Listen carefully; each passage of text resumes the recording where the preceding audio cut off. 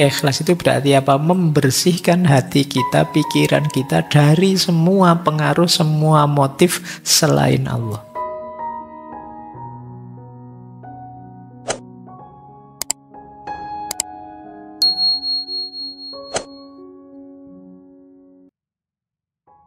Assalamualaikum warahmatullahi wabarakatuh. Ikhlas. Dulu pernah kita bahas satu sesi penuh.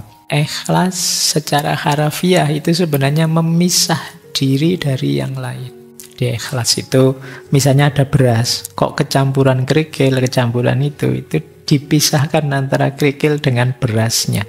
Itu makna ikhlas secara harafiah, memisahkan. Nah, ya secara maknawi, ikhlas itu berarti apa? Membersihkan hati kita, pikiran kita dari semua pengaruh, semua motif selain Allah. Biarkan yang tersisa Allah saja, semuanya kita sisihkan. Kalau tadi perjalanan menuju Allah itu ada motif lain, biar kaya, biar terhormat, biar terkenal. Bahkan kata Syekh Naziruddin, termasuk ingin nikmat akhirat. Itu termasuk yang memalingkan kita dari Allah. Harus bersih sepenuhnya, selain tinggal Allah saja. Itulah orang ikhlas. Alasan apapun, motif apapun, kepentingan apapun, nomor sekian. Yang disisakan jadi perhatian hanya Allah saja. Itu orang ikhlas. Kalau begitu tidak boleh kaya, Pak, tidak boleh terkenal. Silahkan saja, kekayaan, keterkenalan, kehebatan apapun itu efeknya saja. Jangan jadikan tujuan. Tujuanmu satu-satunya Allah saja. Belajarlah sebaik mungkin. Efeknya kamu pinter, kamu dapat ijazah, dapat gelar, gajimu besar, tidak masalah, itu efek. Tujuanmu satu-satunya Allah saja. Nah, ini namanya orang ikhlas. Baik, ada 6 bekal. Siapkan ke-6-6-nya. Iman, kemudian taubat, subat, kemudian niat, siddiq, luruskan hati, inabah, kembali semuanya pada Allah, dan ikhlas, bersihkan semua selain Allah saja. Kalau sudah siap, 6 ini ayo berjalan. Siap ya? Kamu tidak usah bilang berat ya, pelan-pelan latihan ya. Ya kalau belum bisa 100% diawali 1% dulu. Belum bisa Pak, ya 0,5%. Kalau belum bisa ya seperapat lah, seperapat. Masuk ndak iso ikhlas seperapat saja. Dari 100 loh itu. Nanti besok tambah meningkat pelan-pelan. Insya Allah kesungguhan kita yang paling penting ya. Kesungguhan kita akan menghadirkan ridhonya Allah. Akan memudahkan jalan kita. Baik, kita lanjutkan. Kita mulai berjalan. Tapi boleh minum dulu. Silahkan yang sudah ada minumannya. Kopi ya, bukan es teh.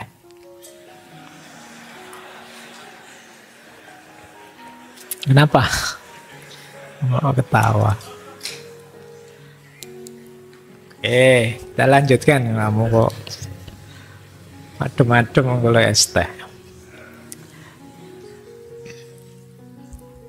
Nah, kita lanjutkan. Sekarang ini yang saya sebut senjata. Mengatasi rintangan dan hambatan. Kita harus punya apa? Di perjalanan nanti ada banyak kesulitan pasti. Senjatanya apa? Nah, ini kita siapkan. Lagi-lagi 6. Yang pertama taubah, yang kedua zuhud, yang ketiga fakir, yang keempat riyadoh, yang kelima muhasabah dan muraqabah, yang keenam takwa. Ini babak kedua perjalanan kita. Kita siapkan, kalau tadi kesiapan-kesiapan umum, kalau ini persiapan khusus menghadapi rintangan dan hambatan. Yang pertama tobat. Tobat itu agak dekat dengan inabah tadi, tapi tobat itu kita sadar kita banyak dosa dan nawa itu sekarang saya tinggalkan. Dosa itu. kita menyebutnya tobat. Jadi meninggalkan dosa dengan niat lillahi ta'ala itu tobat. Kamu boleh deh sekali-sekali menginventarisir dosamu. Balapan sama malaikat, kamu catat sendiri. Hari ini kira-kira saya melakukan dosa apa ya tadi. Nah, coba kamu tulis ini, coba saja kamu iseng. Saya kapan itu baca kisah-kisah sufi, itu ada sufi yang punya kebiasaan begitu. Dosanya sendiri ditulis, dan di satu waktu tiba-tiba semua tulisan itu terhapus. Kemudian ada suara bahwa Allah sudah mengampuni. Karena kamu memang serius nulis, kemudian ingin memperbaiki diri. Wah, saya masih punya dosa ini. Minggu lalu dosa ini. Minggu ini masih dosa yang sama. Berarti saya belum perbaikan. Cuma ini mengerikan. Kalau kalian melakukan ini mungkin kamu stres sendiri. Pak, dosa saya ternyata banyak, Pak. Gitu. Ya enggak apa-apa. Paling enggak kan kamu sadar bahwa kamu punya dosa. Kesadaranmu itu kemenanganmu satu langkah dibandingkan orang-orang yang tidak sadar atau tidak mau sadar bahwa dia masih banyak dosa. Nah, ini yang disebut taubat. Taubat ini kalau menurut Syekh Nasiruddin ada 3 jenis. Ada taubatnya orang awam, ada taubatnya kelompok khawas, ada kelompok akhos. Kalau Imam Ghazali pakai istilah khawasul khawas. Jadi cuma ini diawali dengan pandangan gini loh, kan perbuatan kita itu ada yang wajib harus dilakukan, yang haram jangan dilakukan, yang sunnah sebaiknya dilakukan, yang makruh sebaiknya tidak dilakukan, atau yang mubah boleh dilakukan boleh tidak. Kalau orang awam itu yang disebut dosa adalah meninggalkan yang wajib atau melakukan yang haram. Ini level awam. Kalau orang khawas, dosa itu meninggalkan yang ketiga, yang sunnah, dan menjalankan yang 4, makruh. Ini khawas. Jadi sementara yang akhos ini satu-satunya tujuannya hanya Allah saja. Jadi sudah di luar 4 atau 5 kategori tadi.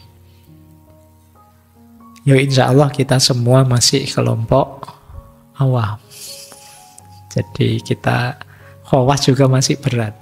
Kadang-kadang yang makruh kita tabrak saja, kan tidak haram Pak, masih begitu. Yang sunnah kita tinggal ke anak, alasannya Allah Pak sunnah saja kok, tidak apa-apa. Kita masih di level awam, masih di level meninggalkan yang wajib dan menjauhi dosa kita masih tentang meninggalkan yang wajib dan menjalankan yang haram. Tapi ini 3 kualitas. Kalau bisa kita naik level sampai ke akhos, bahwa hidup kita satu-satunya tujuan adalah Allah saja. Seperti pernyataan kita itu loh, yang saya tidak tahu sadar apa tidak, ilahi anta maksudi waridhoka matlubi. Ya Allah, hanya Engkau tujuanku dan ridhomu yang aku kejar dalam hidup ini. Itu kelompok akhos sudah. Baik. Nah, syaratnya tobat itu 2. Yang pertama pengetahuan. Begitu kita tahu, terus kita sadar ini salah. Berarti saya harus tobat. Yang kedua kesadaran. Sadar, wah ini kalau saya jalankan terus bahaya ini. Merusakku, merusak lingkunganku. Nah ini sadar namanya. Kalau saya jalankan ini manfaat. Kalau saya tinggalkan mudorot atau sebaliknya. Jadi ini syarat kedua. Jadi pengetahuan dan kesadaran penting untuk membuat kita tobat. Yang tidak tahu mestinya tidak akan tobat. Wong dia tidak tahu kalau itu dosa. Yang tidak sadar juga begitu. Tahu sih, tapi masih belum sadar. Jadi pengetahuan dengan kesadaran itu berjarak sebenarnya. Ada banyak hal yang kita tahu itu baik, tapi kita belum sadar, maka kita belum menjalankannya. Ada banyak hal yang kita tahu itu buruk. Dan kita belum sadar, tetap kita jalankan. Banyak kalian misalnya apalah, sehari 24 jam main HP terus, itu kan sebenarnya tidak positif. Tapi kan kamu tahu, tapi kan tetap kamu tabrak saja. Kenapa? Belum sadar, sekedar tahu saja. Nah, kalian ya itu tadi untuk bahan muhasabah. Wong bulan ini memang untuk muhasabah. Coba kalian tulis ya, kebiasaanmu yang kamu tahu itu buruk tapi masih saja kamu lakukan. Atau hal-hal baik apa yang sejak dulu sampai sekarang masih hanya rencana saja, belum dieksekusi. Kapan-kapan gitu Pak, saya pingin bisa ngaji rutin lagi, terus bisa menghatamkan Al-Quran sebulan sekali, itu kan. Kamu kalau ngitung kan enak itu. Seandainya setiap sholat 1 juz saja kan berarti 1 minggu paling tidak bisa khatam sekali. Kalau ngomong enak ya lancar. Cuma ya eksekusinya seret mesti. Jadi ayo kita latihan. Kita tahu kok, dari sisi pengetahuan kita tahu mana yang baik-baik, tinggal kesadarannya yang belum muncul. Oke, baik. Jenis tobat nanti di kitab itu dijelaskan ada 3 yang berhubungan dengan masa lalu, berhubungan dengan masa kini, dan masa depan. Kalau kita sudah tobat, ada 3 hal yang berhubungan dengan masa lalu yang harus kita lakukan. Yang pertama, menyesal. Yang kedua, tidak mengulang lagi. Berjanji tidak mengulang lagi. Kemudian yang ketiga, kalau ada haknya orang lain terbawa, dikembalikan. Kalau tidak bisa dikembalikan, mungkin urusan sakit hati atau apa, minta ridhonya. Jadi ini 3 ya, kalau tentang masa lalunya yang sudah terlanjur lewat. Jadi disesali, berjanji tidak diulangi, dan kalau ada hak yang masih terbawa dikembalikan. Kalau yang berhubungan dengan masa kini, saatnya menahan diri biar tidak melakukan dosa lagi. Dan memberi ganti. Kalau kemarin banyak jeleknya, kita beri kompensasi hari ini harus banyak baiknya. Kalau dalam Islam kan ada rumus innal hasanat yudhibnas sayyiat. Kebaikan-kebaikan bisa menghapus keburukan. Lakukan kebaikan sebanyak mungkin biar yang kemarin-kemarin bisa kikis. Jadi kalau dalam urusan ini tidak seperti rumusnya netizen, jejak digitalnya tetap ada, enggak. Kalau sudah banyak kebaikan kita lakukan, ya keburukan lama tertutupi. Kemudian yang berhubungan dengan masa depan, berjanji dan sabar memenuhi janji itu, yaitu berjanji tidak mengulang lagi di masa depan. Nah, ini penjelasan taubat secara umum. Kalau bagi seorang salik, pesuluk, tobatnya tidak sekedar dari dosa dan dari itu tadi, tapi tobatnya akhos tadi. Tobatnya orang khusus. Salik itu tobat karena 2 hal. Yang pertama, kalau tiba-tiba hatinya berpaling dari selain Allah. Khilaf sebentar, terus terpengaruh ingin ngejar jabatan. Nah, itu orang salik mesti menyesal sekali terus tobat. Terpengaruh ngejar keuntungan duniawi, dia akan segera tobat. Atau turun level. Harusnya makomnya sudah tinggi, turun level. Harusnya sudah akhos, turun jadi khawas, itu turun sudah. Itu orang-orang salik akan tobat dari situasi seperti ini. Baik, Yos, paling tidak kita harus punya senjata tobat ini karena kita manusia kadang khilaf, kadang lepas kendali, ada senjatanya. Taubat. Cuma taubat yang serius. Jadi besok seandainya dosa lagi bukan karena sengaja tapi karena memang khilaf. Kita lanjutkan. Yang kedua, zuhud. Zuhud ini juga senjata untuk menghadapi godaan duniawi. Zuhud secara harafiah artinya tidak ada hasrat. Orangnya namanya zahid. Orang yang sudah tidak tertarik lagi dengan dunia. Meskipun tetap menunaikan tanggung jawabnya sebagai manusia, sebagai khalifah. Tapi yang duniawi tidak jadi sumber kesenangan dan kebahagiaannya, itu zuhud. Karena kebahagiaannya hanya kedekatan dengan Allah saja. Jadi orangnya tidak harus miskin, tidak punya apa-apa. Tapi dia sudah tidak tertarik lagi dengan dunia. Ini orangnya namanya zahid. Nah, kata Syekh Nasiruddin, zuhud itu bagi para salik tidak ada alasan lain selain Allah saja dan melindungi jiwanya dari menyimpang dari jalan Allah. Jadi bukan zuhud biar dapat status sosial yang tinggi, biar dipuji-puji orang, wah ini ampuh, ini zuhud loh orang ini, jangan macam-macam loh. Tidak itu yang dicari. Tidak ada motif ekonomi juga, biar diundang kemana-mana ini nanti jadi zuhud, nanti dipanggil kiai, dipanggil gus misalnya. Tidak itu. Jadi memang zuhudnya lillahi ta'ala, hanya untuk Allah saja. Mungkin dapat yang enak-enak tadi, tapi itu efeknya, tidak jadi tujuan. Cirinya tidak jadi tujuan itu dapat alhamdulillah, tidak dapat tidak masalah, tidak disesali. Penyesalannya adalah kalau saya menyimpang dari orientasi ilahiyah tadi, dari perjalanan menuju Allah tadi. Oke, nah kata Syekh Nasiruddin, orang yang zuhud bahkan jangan motifnya misalnya surga atau terhindar dari neraka, itu juga masih kurang. Motif itu Allah saja. Kalau kita tujuannya Allah dan Allah ridho, yo kenapa tidak mesti dikasih surga, tapi surga bukan tujuannya. Jadi tujuan kita Allah saja. Niat itu lillahi ta'ala, bukan lil kenikmatan surga atau menghindar siksa neraka. Kata beliau begini, orang yang menjalankan zuhud hanya karena agar diselamatkan di hari akhir, itu seperti orang yang sengaja menahan diri dari makan beberapa hari agar dia dapat makan sekenyang-kenyangnya saat pesta makan tiba. Jadi dunia ini tempatnya ngempet. Ngempet itu menahan diri, besok saya mau balas dendam di akhirat nanti. Itu bukan itu. Kalau pikiranmu ke situ ya tidak beres. Tujuan kita Allah saja, ridhonya Allah saja. Saya melakukan ini demi ridhonya Allah.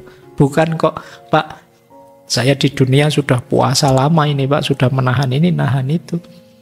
Besok di surga saya mau balas dendam, minta apa saja. Ini namanya balas dendam. Bukan itu. Tujuannya Allah saja. Jadi ini zuhud dalam rangka perjalanan tadi. Oke ya, ini bekal senjata kedua. Senjata ketiga. Senjata ketiga ini namanya fakr. Fakr ini makomnya di atas zuhud. Kalau secara harafiah fakr itu ya fakir, orang yang tidak punya apa-apa. Tapi fakir ini orang yang tidak cinta hal-hal duniawi dan seandainya punya pun tidak ingin menyimpan dan mengumpulkannya, itu orang fakir. Orang fakir itu ya merasa tambah banyak kepemilikan, tambah merepotkan, tambah jauh dari Allah. Orang fakir itu sesedikit mungkin punya sesuatu biar tidak jadi halangan atau hijab di hadapan Allah. Jadi mungkin kalau pakai istilah kita kemarin, hidupnya minimalis saja, bahkan sangat minimal, biar tidak ribet mikir dunia dan direpotkan oleh dunia. Itu namanya fakir. Baik yang hal-hal fisik maupun hal-hal yang batin. Kadang-kadang kalau kita kan kebalikannya. Ya kepemilikan sih kita memang natural, kita memang tidak punya apa-apa, wong yo melarat kabeh kan kita levelnya. Tapi batin kita sering bikin ruwet hidup kita sendiri, merepotkan diri kita sendiri. Ya misalnya komen-komen yang tidak penting di medsos, itu kan kamu bikin repot sendiri, terus dibantah orang, terus kamu ngamuk, terus gegeran, akhirnya bikin war, bikin kan gitu. Ini namanya bikin ribet sendiri. Orang fakir itu Selain hal-hal yang mendukung perjalanannya menuju Allah, dia tidak akan ambil peduli. Silahkan saja. Asal tidak mengganggu, ya monggo saja. Jadi standar hidupnya minimal, itu namanya fakir. Orangnya namanya fakir. Nah itu kadang-kadang dipakai jadi retorika. Kalau kita tidak ingin sombong di hadapan orang lain, kita pakai istilah al-fakir ilallah dan lain sebagainya. Jadi bahwa aku ini fakir, tapi aku tidak menginginkan dunia, yang aku inginkan hanya Allah saja. Jadi aku yang merasa sangat kurang adalah kedekatanku dengan Allah. Ini namanya fakir. Fakir dekat dengan fikir. Ya, nanti ada konsepnya sendiri hubungannya fakir dan fikir dengan pikiran. Baik. Bekal ketiga tadi, bekal keempat. Bekal keempat adalah riyadoh. Riyadoh itu latihan. Makna harafiahnya. Kata riyadoh itu biasanya dipakai untuk ketika orang melatih kuda atau bahol. Bahol itu anaknya kuda dan keledai kok kedelai. Iya. Untuk melakukan sesuatu yang tidak cocok dengan kebiasaannya agar dia patuh pada tuannya. Jadi kuda ini senangannya apa tapi dilatih apa sesuai kebutuhan tuannya. Itu namanya riyadoh. Nah kita juga begitu. Jadi riyadoh itu melatih kecenderungan jiwa kita. Ya jiwa kita itu senang ini senang itu, tapi kita latih biar tidak terikat di situ. Karena kebutuhan kita yang hakiki bukan yang disenangi oleh kecenderungan jiwa kita. Kata Syekh Nasiruddin, ini mirip di konsepnya Imam Ghazali ya.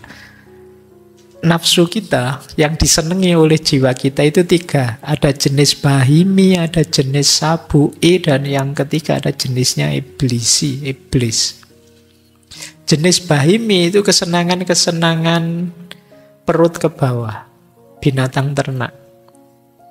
Makan, minum, seks, itu kan nafsu. Sabu'i itu kesenangan binatang buas. Mengalahkan orang lain, unggul, menang, juara. Sabu'i. Kalau iblis sih, itu ya kayaknya iblis. Menghancurkan yang lain, merusak yang lain. Dalam jiwa kita itu ada. Kita senang kalau ada orang lain hancur, orang lain rusak, apalagi yang tidak kita sukai. Rasa no kepleset tuh, rasa no hancur itu, rasa no. Itu iblis sih yang ada dalam diri kita.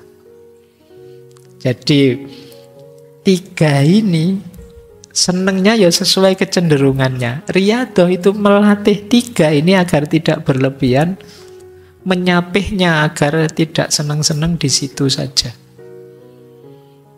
Jadi itu namanya riyadoh. Makanya senang makan, minum, senang seks, suruh puasa. Puasa kita sebut riyadoh. Kita senang kalau orang lain kalah, kita yang menang, yang lain hancur. Kita puasa, enggak, saya enggak rebutan, silakan saja yang mau. Ini mempuasakan diri kita, melatih diri kita. Jadi ini senjata riyadoh itu. Ini nanti ada banyak halangan. Bahimi, sabu'i, iblis itu kan halangan dalam perjalanan. Senjatanya apa? Riyadoh. Segala kesenangan, segala jiwa kebinatangan, keiblisan, kita latih agar tidak jadi penghalang kita menuju Allah. Ya tetap dipenuhi secukupnya, khususnya yang bahimi dan sabu'i. Kalau yang iblisi jangan sama sekali. Meskipun kadang-kadang jiwamu meronta-ronta, ingin balas dendam, ingin menyakiti, ingin kalau bisa ya jangan. Tapi kalau sekedar ingin mencapai cita-cita tertentu atau memenuhi kebutuhan perut ke bawah, penuhi saja tapi secukupnya sebagai pendukung perjalanan kita menuju Allah. Ya kalau tidak makan, tidak minum, tidak kawin, mungkin malah tidak konsentrasi perjalananmu menuju Allah. Penuhi tapi secukupnya. Jadi makan, minum, seks itu jadi kendaraan jalanmu untuk bisa berjalan lebih cepat, lebih dekat kepada Allah. Ini Riyadhah namanya, senjata keempat. Senjata kelima, muhasabah dan muraqabah. Muhasabah sudah pernah sering kita bahas, menghitung diri, mengukur diri, sudah tepat apa belum yang dilakukan. Muraqabah itu ya makna awalnya hati-hati. Muraqabah itu karena ada kesadaran Allah selalu mengawasi kita. Jadi muhasabah itu begini kata Syekh Nasiruddin. Mari kita hitung sederhananya, perbuatan baik kita apa perbuatan buruk kita yang lebih banyak. Kok ternyata misalnya kita ternyata orang baik, perbuatan baik kita jauh lebih banyak daripada perbuatan buruk. Kata beliau, selanjutnya begini cara memahaminya. Mari kita sadari bahwa perbuatan baik kita yang lebih banyak tadi itu karunia-Nya Allah. Kalau Allah tidak mengizinkan, tidak mungkin kita melakukan perbuatan baik sebanyak itu. Berarti apa? Kita belum melakukan apa-apa, wong itu karunia-Nya Allah. Kok perbuatan baiknya sama dengan yang buruk? Itu menunjukkan bahwa kita kurang bersyukur, kata beliau. Kenapa? Wong kita diberi daya, diberi tenaga, diberi kemampuan ikhtiar, kok masih kurang banyak baiknya, masih sama jumlahnya dengan buruknya. Apalagi kok ternyata nanti buruknya lebih banyak. Oh, itu sudah lebih mengerikan lagi. Berarti kesimpulan yang manapun, muhasabah itu adalah kesadaran saya masih harus melakukan lebih banyak kebaikan karena selama ini belum melakukan apa-apa. Nah, itu buahnya muhasabah. Kalau muraqabah, kesadaran selalu diawasi oleh Allah. Muraqabah ini kalau sukses akan masuk kita ke makom atau ahwal. Kalau ahwal itu kondisi jiwa. Namanya haya, malu.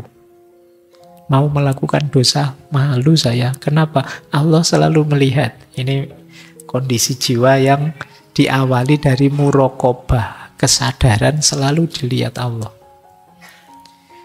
Baik, ini senjata kelima untuk menghadapi pertempuran di tengah jalan menuju Allah. Kita harus mampu muhasabah dan muraqabah.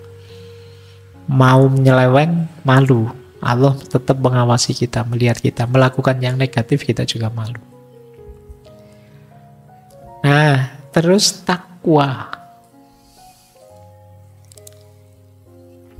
Takwa ini didefinisikan oleh beliau menahan diri dari dosa karena takut terhadap murka Allah atau takut jauh dari Allah. Saya ingin melakukan ini, tapi nanti saya tambah jauh dari Allah. Ini berarti jiwa orang yang takwa. Melakukan kebaikan, menjauhi yang buruk, motifnya apa? Takut jauh dari Allah.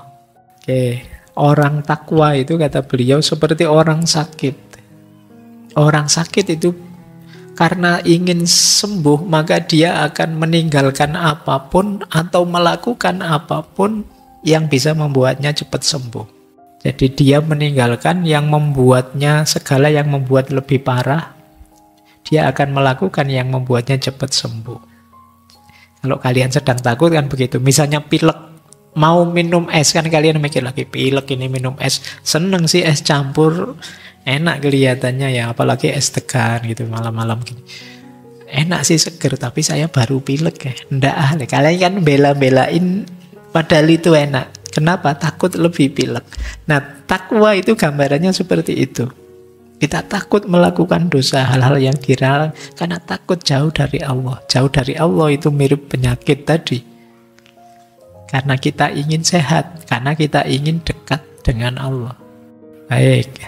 Kayak ayo kecuali yang nekat, pilek-pilek, es segera, nanti Pak sakit dipikir belakangan, yang penting Anda yang neraktir es itu.